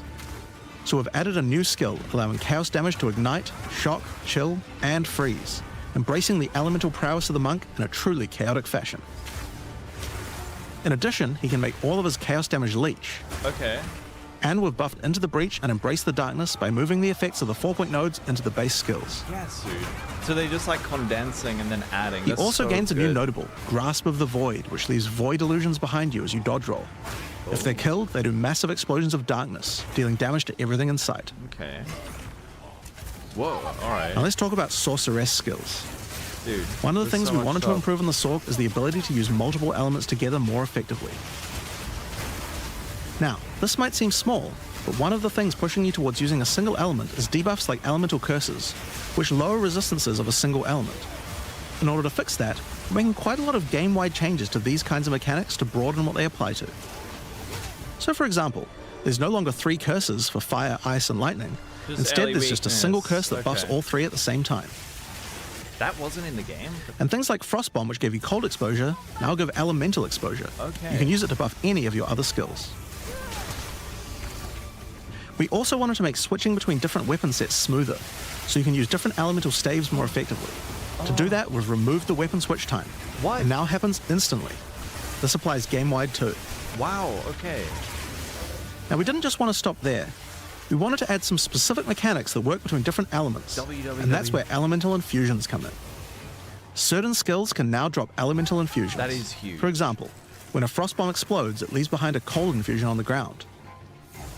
After picking it up, you can spend it on one of any number of different skills to transform how they work. What? Okay. Spark will create a nova of cold infused That projectiles. is insane, right? Ice Nova will leave a chilled area on the ground. And we also added a new low-level skill that fires ice shards. Use it with cold infusion though, and the ice shards will explode. Orb of Storms now generates lightning infusions when you cast enough spells near it. And that's all spells, by the way, not just lightning. Once you have one, you could cast a lightning flame wall, which adds both fire and lightning damage to all the projectiles that pass through it. Or power up Ember Fusillade with lightning, which will generate arcs to nearby enemies as each fireball hits. Or maybe go lightning on lightning with arc. This skill is now a projectile, and by infusing it, you can go full Palpatine. Get fire infusions by blowing up monsters with living bomb. Yes, that is. Then what use them with Comet Comet to is. summon a giant fire meteor from the sky. Or use it with Firestorm, which transforms it from a small area into a much bigger one. Firestorm is unique in that it can be infused by multiple different elements at the same time. Add an ice infusion to rain down ice at the same time as the fire. And add lightning to add deadly strikes from the heavens into the mix. Or use it with all 3 to generate a storm that is truly apocalyptic. Cold Snap has been simply turned into Snap. And they haven't even Previously, you talked about could the use it to tree. shatter ice, Or the but now it works to mechanic. detonate all of the different elemental ailments and makes them trade. leave behind infusions. And just like how you could previously use it on Frostbolt, you can now also use it on Orb of Storms and Solar Orb to detonate those as well, which means you can create many infusions at once. We also have a Spirit Reservation skill and a support gem to help generate them too. On the passive tree, we've added quite a few new keystones to the Sorceress Oh, section. shit, that looks a lot more Here are a couple full. of examples. The Black Flame Covenant keystone converts your fire spells to chaos and causes your ignites to deal chaos damage. Ooh. Your fire spells and ignites will also turn purple. Aha. The Ritual Cadence keystone causes your invocation skills to trigger more times. but makes them trigger periodically over a longer duration instead of one. Great for those auto-bomber builds. Now, in addition to skill changes, we've added a lot more options for the passive tree for each class. Have you added light Overall, to it? there are more than 100 new notables on the tree, usually around 20 per class, along with smaller clusters as well. Check out the old version, and here's the new version. It's a lot more dense, and there's more interesting nodes than before. Oh, dude, so much better. Now, we Thank you. probably can't go through too many of these in the live stream, so I'll just show you one from each class's area of the We're tree. gonna have to learn the whole new We skill. tried to be a lot more thematic with the new nodes. So for example, the Molten One's Gift. It lets the benefit of armor break apply to your fire damage. Okay. Or how about Last Stand, which gives you lots of stats as your situation becomes more and more desperate. Ah. A lot of these have themes aligning with ascendancy classes. Like for the Gemling Legionnaire, for example. You have crystallized immunities, which makes you immune to different status ailments depending on which support gem color you have socketed the most. Okay. Another ascendancy class aligned notable is Sanguimatic Rituals. It allows arcane surges to generate life instead of mana, unlocking that support gem to be used with the Blood Mage Ascendancy. In the Sork area, you'll find these Archon nodes that allow you to convert all of your elemental damage to a specific element. You become a Lightning Archon when you spend enough mana, after which all your skills will be converted to lightning, and you will do extra lightning damage as well. We have ones for cold and fire too, with different triggers. Here's another cool one. Elemental Practitioner gives crit bonuses if you've triggered a skill recently, while also making crits generate more energy for triggers. Or maybe you'd like the Great Boar. It gives you a reason to stack dexterity to make you tougher, giving a bonus to life and stun threshold. Or the Cunning Fox. It straight up gives you 5% quality to all your gems. Is that the only life we're getting on the tree? Please. Now, give us another more. major change is attribute requirements. Yes. We felt like players probably had a few too many nodes and attributes, and not enough in interesting passives. Yes. So we lowered attribute requirements by 25% across the board. Thank fuck.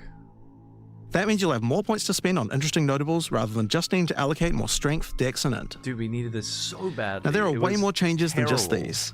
These are just some of the cooler ones we wanted to show off. But I'd say that's just about enough for now. We're not even half done yet. More. So I think it's time that we talk about the League, the rise of the Oh, yeah. Abyssal. And to do that, I'd like to hand things over to Mark.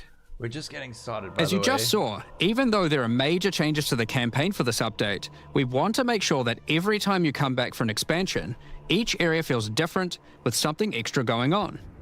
It is really important to make sure your experience when returning between expansions is fresh and filled with new content. And the way we did this was through leagues.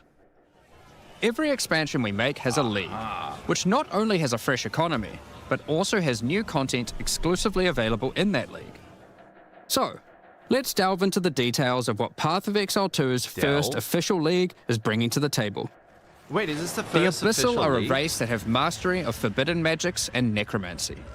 They were thought to be extinct, but have merely been biding their time underground. You first encounter signs of the Abyssal in Clairfell, where you discover that during the night, weaker members of the Undead Legion have been attacking the encampment. The townsfolk require your help to investigate where the monsters are coming from and put a stop to their attacks. Out there, Scouring orbs? ancient creatures, Maybe? lurking beneath the surface. As you proceed through Rayclast, you'll find fissures in the earth connected to larger pits. The monsters normally inhabiting the area are being affected by it, harmed by it even, having their souls eaten to strengthen the Abyssal underground. As you defeat the monsters, the fissure closes and Abyssal emerge, angered by you killing their food. Once all those fissures have been sealed, the pit activates, and more Abyssal pour out. This is where the larger and more dangerous monsters reveal themselves, as hordes of Abyssal spew out from the pit to take your soul. And what do they drop? What cool stuff do we get? If you kill a magic pack, then magic Abyssal arise. If you kill a rare, then a rare monster will emerge from the pit, having absorbed some or all of its modifiers for itself.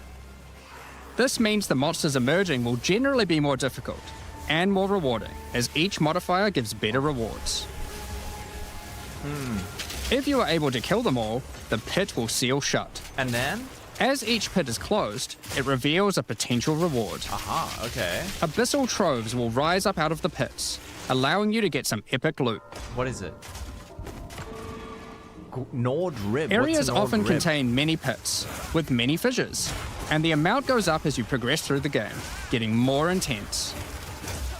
What is Nord It Rift? doesn't stop there. When monster mods are absorbed, they have a chance to become infused with the Dark Necromancy, transforming them into Abyssal modifiers. Oh, so they actually affect For example, monsters they hit. you defeat this monster with the Mana Siphoner modifier. Their soul is eaten by the pit, and a rare monster emerges. The Mana Siphoner modifier has transformed into Soul Siphoner, and is now amplified in danger and reward. Abyssal pits also interact with other monsters and mechanics. If you defeat a rogue exile that's near one, it'll be revived as a Lichborn that has multiple Abyssal modifiers.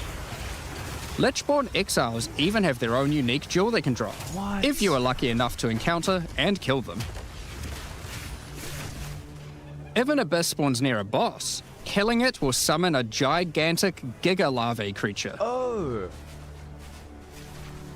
Monsters imprisoned in essences near Abyssal pits are affected by the Abyss too. They will come with an additional new essence item that can be used to craft your items. Oh. So, that's your bread and butter of the Abyssal League. Kill surface-dwelling monsters, kill the emerging Abyssal, close the fissures, overcome pit encounters, and reap the rewards. There's a lot more to this league, however. As you complete Abysses, you can find ancient pieces of bone, preserved from the remains of fallen Lichborn. What's a bone? These are one of the many rewards for your mission to seal the pits. Desecrates? What does You that can mean? use this on a rare item to imbue it with Abyssal magic, Okay. adding a special hidden modifier to your item. But how do you reveal it? Oh, it's unveil. Okay. In Act 2 of the campaign, you'll encounter a new area. That looks cool. This area is overrun by the Abyssal and the Lost Men. After clearing through this area, you'll find the Well of Souls, a giant cavity with a massive vortex of souls swirling beneath you. What? So how do you reveal the mods on your Abyssal-infused items? Obviously, just throw them in, right? No. Yes, that's exactly what you do. And does it destroy it? Before throwing it in, you are given the option of how you want to transform it, in the form of a choice of 3 different modifiers. Okay, it's just unveiling, which is Once sick. you've chosen your desired mod, throw it in, where it will absorb the power of the souls, and the ominous creature will then retrieve it for you. These modifiers can be ones from the core mod pool, all the way through to specialized modifiers that cannot normally appear on items. That's so cool. During the campaign, you can use it as a way to more easily add useful existing mods, but during the endgame, there is a whole set of new and powerful mods you can add to your items. Like this mod for crossbows, that allows you to place an additional ballista totem. Or this one that adds spirit to your staff. Whoa. Or this one that allows you to generate more combo with your quarterstaff skills. And speaking of endgame, you can also use the system to craft waystones. Wait, what? With a preserved vertebrae fused into your waystones, you can get some new modifiers that push difficulty and rewards to new heights. Like what? Here are some examples of those mods. You always get a Soul choice of Eater? 3, so you can avoid anything you don't think your character is capable of. But then what does it give you? Do you get something cool? With this modifier, the natural inhabitants of the area are 9 all is- spawned near abysses. And there are up to 9 additional abyssal pits in the area, making it just a full-on abyss ruckus. Or this one, which causes the final abyssal pit in the area to always result in a boss encounter, be it either one underground or one that emerges out.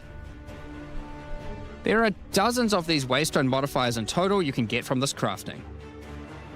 That covers the new crafting mechanic. So what's left? Well, Boss? we talked about how when closing pits you can get abyssal troves. Yes. But sometimes when closing an abyss, you'll reveal an underground cavern yes. that leads to the abyssal depths.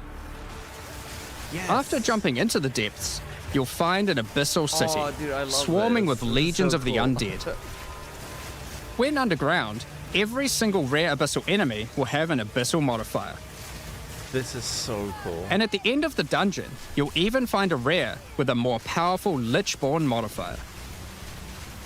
Once you're able to defeat this powerful Sigil. rare, you can also find some nice rewards. This is... Aside from the entire area being valuable due to the abyssal modifiers on the monsters, it has its own specific drops too. One example is a set of lineage supports, that can rarely be found in these depths, like Kurgle's Leash. This support empowers both you and your minions when you command them, granting unholy might to you both. Greater Orb of Augmentation? I didn't see that. Another depth-specific outcome is a set of Omen-like items that amplify your Abyssal crafting. Oh, you can Additionally, reroll. we're adding some new socketables that can drop from the Abyssal depths. Take Ulaman's Gaze, which can be socketed into your armor. These are a bit special in that you can only have one equipped at a time, but give some pretty powerful effects. Huh. Think of them as almost a unique socketable for your equipment. Okay. In the endgame, where you can still find depths, you also start to find a different type of underground chamber. In these areas, you'll find an ancient spire, And a new a device being used by commanders of the Abyssal factions to plunge Rayclast into a lightless void. Dude, this is so sick. This is like Your proper goal League. is simple. Kill this commander and destroy the spire. And then? There are 4 bosses in the Abyss League, and there are some pretty cool uniques available from them. An example is this belt, Darkness Enthroned. It has 2 sockets. But hold on, socketables don't work on belts.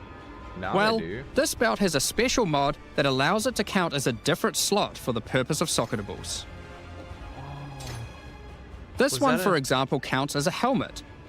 I kind of want one that counts as a body It armor. was, yeah. I wonder how rare that one is. You can also Armor find this Gaze. unique jewel, Undying Hate. Undying Hate. This jewel transforms part of your passive skill tree What? into an abyssal version Timeless jewels. and has multiple depths. Dude, what the shit? The deeper it goes, the more of your passive tree is affected, allowing you to fulfill your fantasy of becoming part Abyssal Lich. Now, the last thing that Abyssal commanders can drop is a Finger of the Lich. More? But what use do you have with a random undead finger? Well, the next time you return to the Well of Souls, with the finger in your inventory, your character will almost feel compelled. To do what, though, you might ask? To jump in. The items you threw in came back more powerful, right? You can jump in. So, what's the worst that could happen? Well, you will just have to find that one out for yourself. No. Along with the introduction of Act 4 Dude, that's and the insane. interlude, That's like a proper, we will be proper adding mechanic. 25 new in-game maps. These maps will contain all the new monsters and bosses we're adding, improving variety and giving you opportunities to experience the new boss fights many times. Let's take a look at some examples. Rock Pools is a map where you explore a shallow rocky coastline, surrounded by coral and filled with sirens. At the end is a giant Goblin King boss, Oh, yeah. ready to eat sulfite and squish you like a bug. Sulfite. They can't spoil it, right? Holton is an Ezomite township which has seen better days. Siora. Explore and clear the township to find a gothic, Reaper-like boss, with the ability to manipulate storms and fry you with both lightning and wither you with chaos. Given some of the new bosses added are a bit more epic, such as the Act boss and final bosses of each interlude part, it would be a bit of a waste to just use them as regular map bosses. So? Instead, we'll be adding some new mechanics to the Atlas that use them. Ooh, These that's start looking appearing interesting. pretty fast into the endgame and will help bridge the gap until you do your pinnacle These bosses. towers look nicely spread out, but In still a the bit of desert overlap. biome, you can encounter a wild sandstorm. 3 maps around the sandstorm contain a device you must activate. Upon doing this, the sandstorm's magic is disrupted, Towers. revealing the map inside and allowing you to access it and find the cause. Ah. This presents itself in the form of a boss, similar to the existing Citadel bosses. This boss is a Faradin Swordmaster, who has been blessed with the power of a time gem, allowing him to take his swordsmanship to the next level by replicating himself, maneuvering rapidly, and severing the fabric of time itself with his powerful slashes. In the water biome, you'll encounter a giant maelstrom, where one of the maps surrounding the water biome connects to it, but the connection is obscured. You must run the maps nearby, hoping to find a beacon, which will remove the maelstrom and reveal the connection to that map. Another example is this Vaal vault in the mountain biome. But how do we get inside? Running the adjacent maps to it will yield a key. which you can then use to gain access to this vault. Or, you could just trade for one, I guess. I don't see any maps. Use the key to dispel the powerful as many force field towers. surrounding it, leading to the Val Elite and their rewards inside. These all contain Uber versions of the Act 4 boss, and the bosses at the end of each part of the interlude. And each have their own exclusive drop pool of new lineage supports, which, as Okay. Jonathan spoke about earlier, are powerful support gems that modify your skills in pretty crazy ways. As an example of a lineage support which can come from the Faradin Swordmaster mentioned earlier, we have Garukhan's Resolve, which causes your critical strikes to fork, but requires some mobility on your part to properly enable. From the boss sealed in the Val Vault, we have Paquate's Pact, which supports your war cries, causing them to inflict massive amounts of corrupted blood at the cost of your own life. Additionally, some maps can now spawn summoning circles, a room resembling an Ezomite henge. Activating this henge will spawn bosses. It's as simple as that. We'll also be making changes to how affixes and waystones work. Oh. As the current prefixes equals good, Yes. suffixes equals bad, iteration That isn't quite hitting the sucked. mark. Yeah. We tried something new here in Path of Exile 2, but after seeing the feedback, we decided we actually liked what we had in Path of Exile 1 more. Yay! They're going Like back. Path of Exile 1, each affix will now be both difficult and rewarding. And what does it give? Rarity. Waystone mods now grant an increase to the number of waystones dropped, and an additional specific upside attached to it. Okay. This means as you roll your map, they will continue to get more difficult and more rewarding, and allow you to quant. customize the difficulty and rewards of your maps better. Yes. For example, the Frostbitten Huge mod, W, which dude. causes enemies to deal cold damage, Huge also W. increases the rarity of items dropped as its upside. Dude, these people are such losers. Whereas the of venom suffix modifier, which causes enemies to poison on hit, has the upside of granting increased pack size.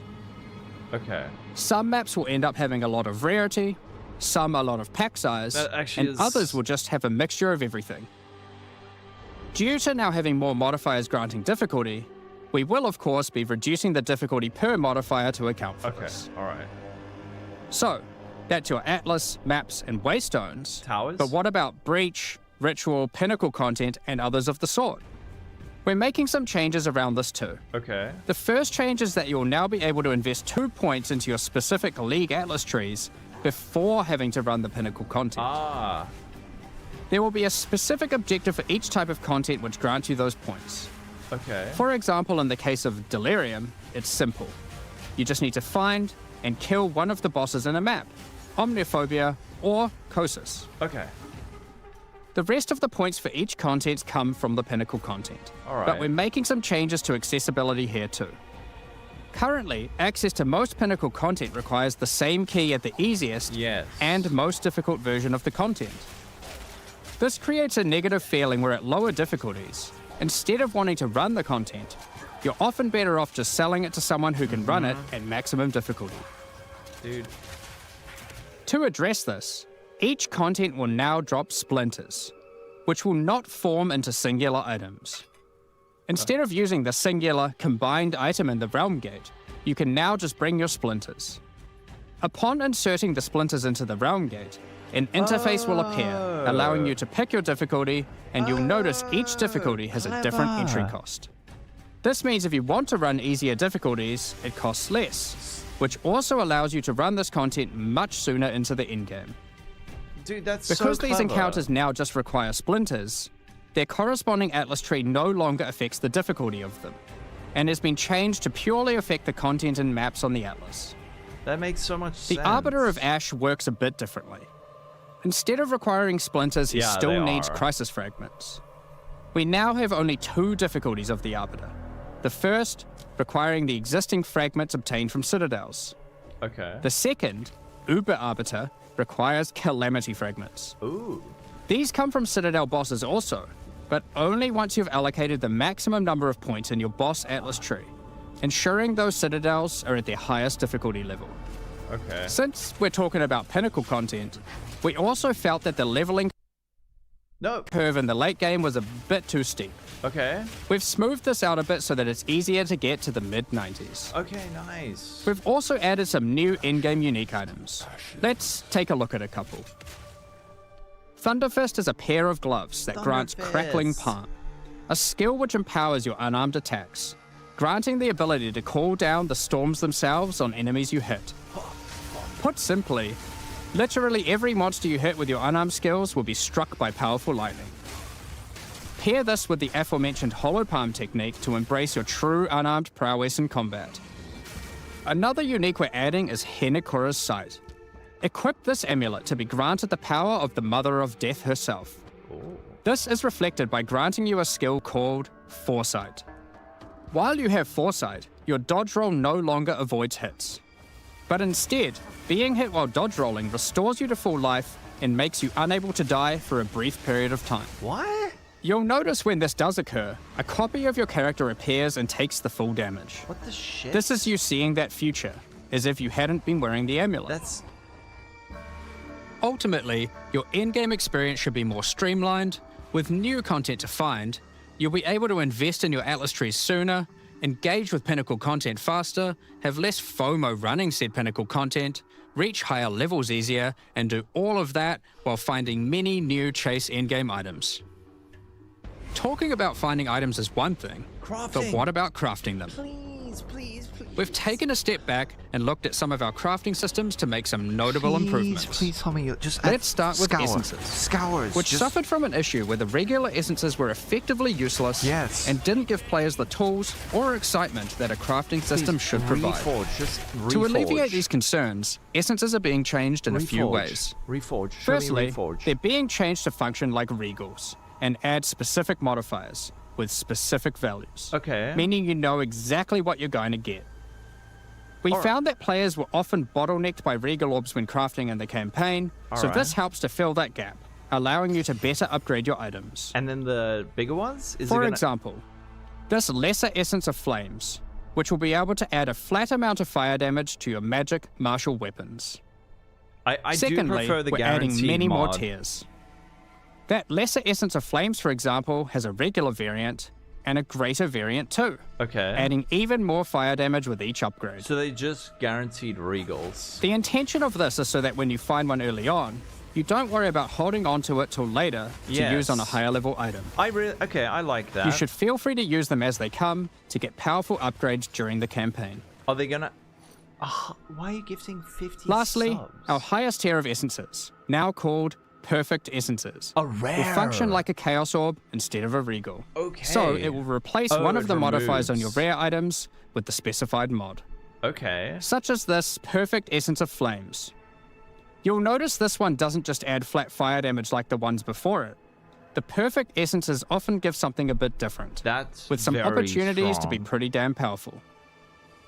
There are many different essences, each with many tiers, Considering covering many of the titillated. more core modifiers you'd want on items early on, through to chase specialized ones for in-game. Okay, scours? Speaking of in-game, we really wanted to expand our crafting options for late in-game crafting projects. You might have noticed that at in-game, you get way too many transmutes. Yes. Wouldn't it be nice if some of those With didn't scours? drop, but Oh. instead you got something a little more Scours? powerful? Like scours? At higher levels, you can now find Greater Orb of Transmutation and Perfect Orb of Transmutation. These can be used on normal items to upgrade them to magic, ensuring that the modifier generated is of a minimum level. This is similar to how you okay. find higher tier items on the ground, but for crafting. These higher tiers will also exist for Orb of Augmentation, Regal Orb, Exalted Orb, and Chaos Orb. Okay, Meaning you can get all of the orbs required to take your item from normal rarity to a fully completed rare with guaranteed high tier mods. On top of these new core crafting currencies, Scouring we wanted orbs. to make sure there are powerful crafting bases to use them on. Damn it. Now in endgame, you can start to find exceptional items. These are items that drop at normal okay. rarity Over quality. and are perfect for your from-scratch crafting projects. Yeah, but you can't scour it. They can come so- with extra quality, up to 30%, or an additional socket to use your crafting socketables in. And yes, they can be corrupted for yet another socket. You can also get exceptional unique items. Oh shit. Okay. Oh.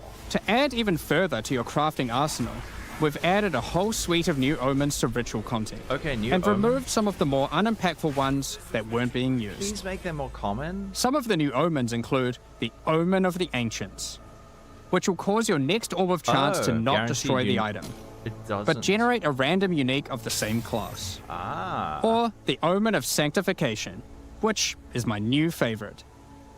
This will cause your next Divine Orb used on a rare item to reroll the values of its modifiers, allowing it to exceed the normal minimum and maximum values, raising the ceiling on the new most powerful rare items in the game. This Omen will also cause your What? item to become Sanctified. Sanctified items to- cannot be crafted, just like corrupted ones. So Okay. consider carefully when you use this. Dude, that's a fun gamble. Another is the Omen of Chaotic Monsters, which will cause your next Chaos Orb to reroll all modifiers on a Waystone, allowing you to fix your maps if you No, get some man. modifiers that are Just- not feasible for your just- build. They added a chaos orb. but Besides just these for examples, maps. there is a No. huge variety of new omens for you to discover in your ritual encounters. Do it for the other With the stuff. release of Act 4, notably taking place in the Karori Archipelago, Hinakora's you'll be able to Lock. now find a new currency item, Hinikora's Lock. Hinikora, the Karori goddess of death, has the power of foresight and is able to see many futures, including the outcome of your next craft. So, imbuing her lock onto an item Are they gives gonna you be that common? same power too. For example, you'll know whether or not to use an Exalted Orb on your item, as you will know exactly what the outcome is. How rare are they gonna So, be? with all these new crafting improvements, it's safe to say you're going to be making some epic items. I hope and so. not necessarily just ones for yourself. So given that, it's time to talk about a massive one. Dude, new Trade. trade system. Holy. It's finally here. The moment we've all been waiting for. Fully asynchronous trade. Over the years, the way players trade with each other in Path of Exile 1 dude, I has remember morphed from this. using the forums, through to the in-game chat, all the way through to using the website. These systems, in all their iterations, work for a while, but with each iteration, new problems eventually reveal themselves. Holy. Be it Yeah. requiring you to be in your hideout too much instead of out there killing monsters, or never getting responses from people who are either AFK or just can't be bothered. Yeah, those people are buttholes. In order to finally solve this, and this has been a long time coming, we're adding a new shit. system that allows you to buy items from other players without requiring the seller to be present. They're actually doing They can it. continue farming, killing monsters, AFK as they please, They're adding. and can even be offline. Oh. With the introduction of King's March in Act 4, you will encounter Ange, assistant to Rog in the Meridian Free Traders Company. Over the last 2 decades or Gets rid so, of since price. Path of Exile 1's storyline, Faustus has handed down his knowledge and expertise to Ange, and she is now ready to take over his business. If you have a hideout unlocked already, you can immediately invite her there. If you don't have a hideout yet, you will need to acquire one. You can do this by completing a quest to defeat one of the bosses inhabiting an island in Act 4, allowing you then to take a slice of it for yourself, making it your new home and base of operations. Once invited to your hideout, she will now serve as operating your currency exchange, but also serve as the figurehead in your new trading empire. We can have a shop. So, how does this new system work? In the existing trade system, you would list items for sale in premium stash tabs. Yes. And but then now- when someone wanted one, you'd have to take it out for yourself and trade it to them. Amazon in Now, Prime instead of in-game. using those, you can give your items to Ange so she can sell them for you. Each item must have a price set. The prices are set using in-game currency items, such as Exalted Orbs or Chaos Orbs. Dude, this is so good. Once a price is set, other players will be able to find the item by searching for it on the trade And website. you can just hit secure. Once a desired item has been found, you can hit a button, which will instantly teleport your character in-game to their hideout. Then, you can immediately purchase the item. And while there, if you want, browse their other goods, in case there's a good deal someone else hasn't yet discovered. You'll notice that as a buyer, on top of the currency the seller set for the price, it also costs gold to purchase an item, as Ange has bills to pay after all. As a seller, you'll immediately receive a notification when an item of yours is sold, and can also see an effect above Ange in your hideout when she has unclaimed currency. Just go talk to her, claim your currency, and continue playing at your leisure. Dude. As many people already acquired premium stash tabs for the purpose of the trade system, Guitaraholic. we wanted to add a way for you to convert your existing tabs to merchants tabs, if you want. You can do that here, on the website, but only if you purchase those tabs before the release of the Third Edict. Wait. To clarify, the existing trade system will remain fully intact, so your premium stash tabs will not lose any of their functionality. We just figured people might want to switch over to this new system. We expect a lot of feedback around this new system and are looking forward to trying it out with you. As we are not able to test internally with an entire, thriving economy, there will certainly be some kinks to work out. Based on how the system goes, we will be adding it to Path of Exile 1 when ready, so any of the tabs you purchase will also be usable there later. Next up, we're going to be talking about our new supporter packs.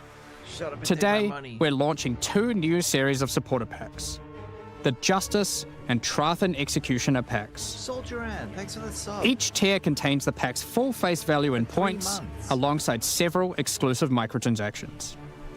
As always, the microtransactions in these packs are purely cosmetic and do not affect your character's power or progression in any way. The Justice series of supporter packs contains 6 exclusive microtransactions. So good, Claim man. glory after defeating enemies, So or good. inspire your allies by calling down the Banner of Justice portal. The Sphinx Mystic hideout decoration will identify items for you, displaying them as it does so. This ancient creature has been presented with many items over the eons, so has some strong expressions to make on the quality of your wares. Become a true warrior, worthy of delivering the justice of the eternal gods, with the Apostle of Justice armor set. Damn, that looks cool. This armor set also comes with a matching back attachment containing a set of scales to measure your worth. With the Apostle of Justice finisher effect equipped, the Goddess of Justice herself will appear to decide on a verdict for slain unique enemies. Witness as she decides the fate of your slain foes. Will they ascend to be amongst the gods or be banished to the underworld? The Griffin fledgling pet will be your courageous companion as you journey throughout Rayclast. Take your place in the skies in the Plateau of the Gods hideout. This hideout comes with many different sections for setting up your home or base of operations. Dude, I want that so much. In Why must order it to be travel $90? between them, you Holy simply shit. just need to walk off the edge. What? Like a true eternal god, you can float between the mountains on the clouds themselves. The Trathan Executioner pack series also contains 6 exclusive microtransactions. The Trathan Executioner finisher effect is a brutal display of Trathan might, crushing slain unique enemies as if they were bugs beneath your heel. As a Trathan Executioner, you're the perfect master for the ever-hungry carrion raptor pet. It has taken a particular liking to the taste of other pets, and at your command it will swoop down and eviscerate them, proceeding to satisfy its hunger by feeding on their corpse. The nobles of the 4 major Trathan houses had their mercenaries, but if their hired hands became notably irritating, they'd have to call in the Trathan Executioners. You can now embrace their methods and become brutality incarnate with the Cruel Trathan Executioner armor set. The matching Cruel Trathan Executioner cloak will shroud you in scarlet as you crush the skulls of your enemies and leave a trail of blood behind you as you build up a kill streak. Or use the alternate variant to simply put a skeleton on your back. Be bathed in blood as you mutilate monsters with the Cruel Trathan Executioner character effect. The swirling blood increases in volume as your spree of slaughter continues. Both this effect and the cloak use the same kill streak for tracking how much blood is shown. After a long and tiring day of executions, enjoy a relaxing game of dice with the Goblin Gambler's Hideout decoration. Not goblins. They'll definitely be playing fair, right? The Pulverizer map device brings a horrid efficiency to punishing the damned of Trathus. Each map you open will execute the next victims. This map device in its true ruthlessness tracks the total number of monsters killed, your kills per second, and your largest kill streak up to the point of the map being completed. This is then displayed on a leaderboard so you can take a measure of you and your friends' violence at the end of each map. Man, why do they put Additionally, all this cool stuff any in game? microtransactions from the supporter packs will be made available for use in Path of Exile 1. That's enough about cosmetics. Let's get into the Q&A. But firstly, I want to give a huge thank you for your ongoing support. We're just about to start the Q&A with Ziggy D. Afterwards, at 11 AM NZ time, or 4 PM Pacific, we'll post Path of Exile 2, the Third Edict's patch notes. With the release at the end of next week, our community team will be posting crucial information you need for the release. Keep an eye on the news. Thanks for joining us today and checking out our latest developments. We're looking forward to seeing your experiences with Act 4 and its new bosses, fighting the Abyssal, trying new builds, and crafting new items. We'll begin the Q&A shortly, so please get your questions ready. Yes. Dude, holy crap. It looks so good. It looks so good. Oh, that looks so good. New supports, new support. It's so much stuff. Act 4, new interlude acts, new areas, new bosses, support gem overhaul, skill rework, lineage support, new map, new notables, sprint, trade. Guys, Ziggy fell down a hole. Reveal. We now have a suitably juicy Q&A session for you. Probably like 2 hours or something. So grab a. This is like Blizzard tier audio. Settle in. I'm joined once again by Jonathan and Mark to discuss a lot. The patch that had to fix all the things, right? It's like phasing. I mean, we didn't quite get to literally everything, but we certainly managed to do a lot of things. That Looks so good. Yeah, you guys were telling me that this was uniquely nerve-wracking for you because there was. I'll be back in 1 there was a sec. lot of pressure on this one too. I'll be back in 1 sec. Absolutely. I mean, look, we've obviously got a lot to prove. You know, we need to make sure that we're like that. Well, put it this way: I wouldn't want people to feel like we that we don't have answers to a lot of the things that people have been unhappy about. So, you know, like we really tried to do as much as we could in one go to kind of do everything. As it didn't get to literally everything, but we got to quite a lot of it, and I'm thinking that people will be a lot happier with this release than they were with the last one. Yeah, I was pretty shocked to see how much was in this one, especially given that you've moved to this kind of like 4 and 2 cycle of, you know, you just feels like you just released the Path of Exile 1 expansion, which also had a lot of pressure on it to be a big one as well. Yep. So yeah, I mean, it's certainly hard. I mean, look, the really hard part is, you know, having to make an act at the same time. Like that's a really huge commitment. So I'm certainly going to be happy once we finish the campaign because we're going to be back to normalcy again. But yeah, it's a like, you know, what it does do is it means that there's like a huge amount of content to draw from.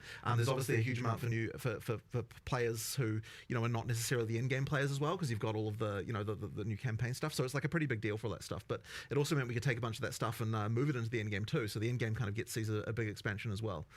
So yeah, it's been quite a good one. Yeah, I remember early on we had the process. Actually, we just literally grabbed my whiteboard in my office and we just wrote down every single problem. Yeah. And I'd say it's not a strategy we've done to this degree, this methodically before. Right. We were like, okay, we have to solve everything on this whiteboard. Yep.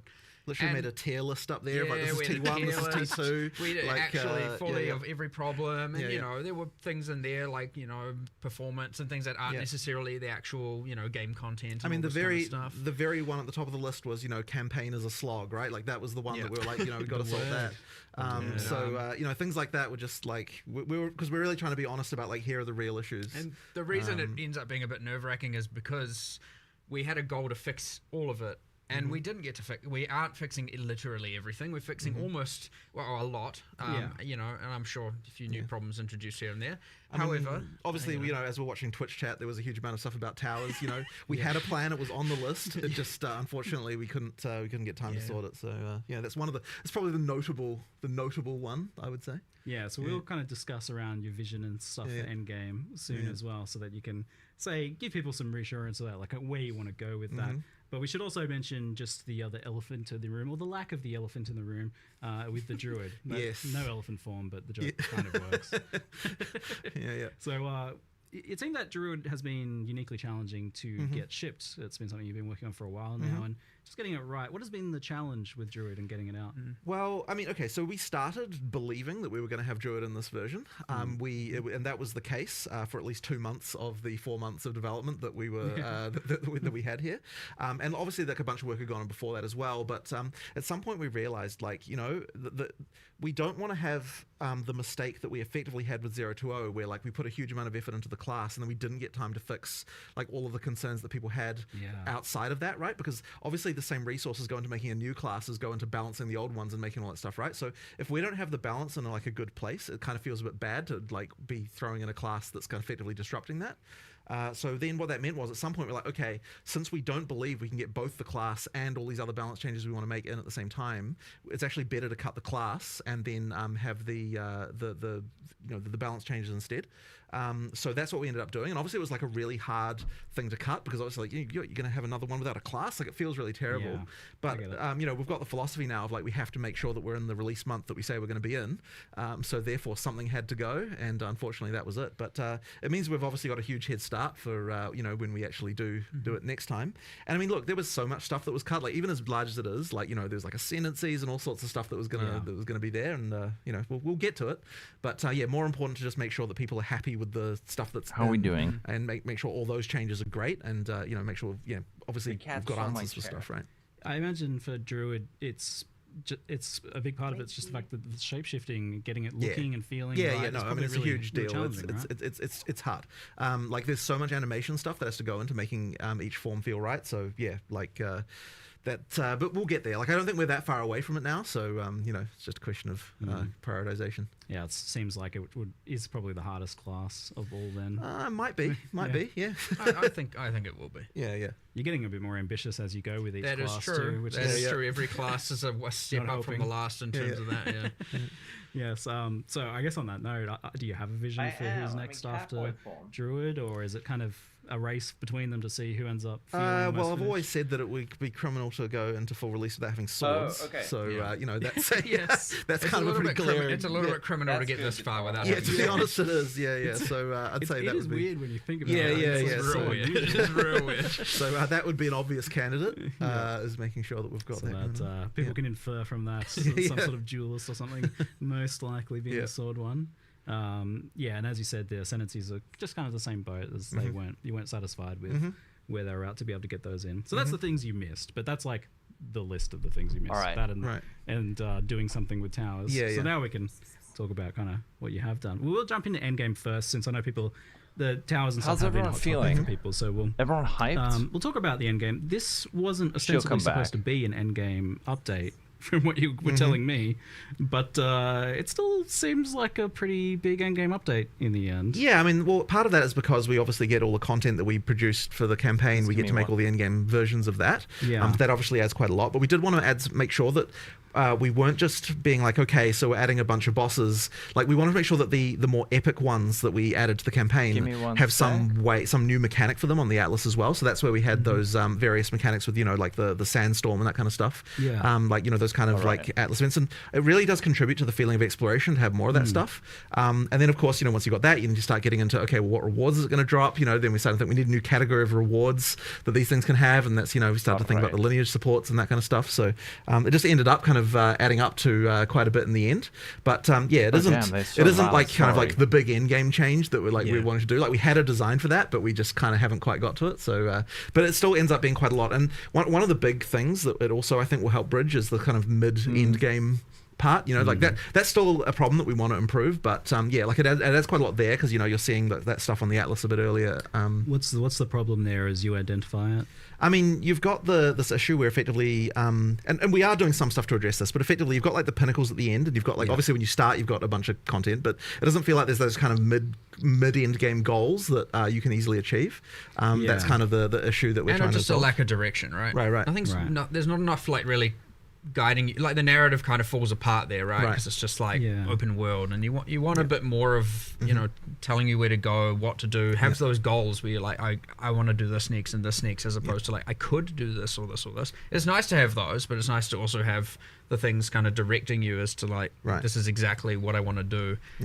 the boss I want to get to. So there's kind of just a big gap there. We want to add a whole bunch of stuff in the middle there. We have a huge plan, but again, it's like, yeah, we need to you got this working on a campaign, you've got working on the end game, and you got all these like, how do you juggle all of these things? It is brutally difficult, and you end up having to think. So I would expect, next expansion to be way more end game centric in terms of fixing all of this, because it was on the whiteboard. But we did do some stuff with what we had. So like that splinter change, I think, is going to be quite a big one. Like it doesn't look like much from what we showed, but what it does mean is that you've got pinnacle fights earlier in your in the experience, and of course you've got the thing where we're making it make more sense with regard to the difficulty, the access to the different difficulties, by having it so that it's cheaper to get to the lower tier ones. So that helps quite a lot, and I think that'll improve things quite a lot even just from that.